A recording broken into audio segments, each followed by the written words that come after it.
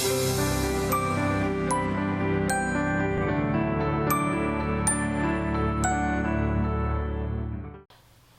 one thing about me, I love boxing. I mean, I really enjoy it, particularly when there's a huge fight. So whether we're talking about the heavyweight division, welterweight, middleweight, I just love the sport because I love a good fight.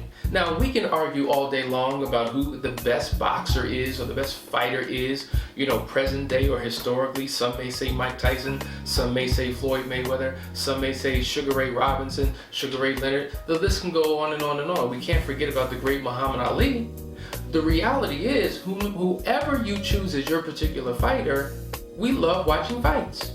And in a fight, you have two people in a ring warring and slugging it out with one another. And oftentimes, this is what we do in our relationships. But these type of fights don't feel good. They don't look good. It's not great to be a spectator to that type of experience.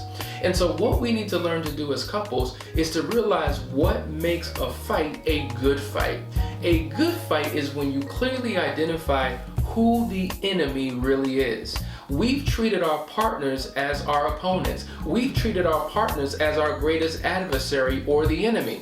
But the reality is, when God put you together, there was power in that union, and there is an outside enemy, outside of your ring, trying to do everything that he can do to destroy your particular relationship. So rather than fighting with each other, you need to put your backs to one another and fight against the world, fight against the opponent, fight against all of those external factors and sources that are trying to destroy the very foundation of your relationship.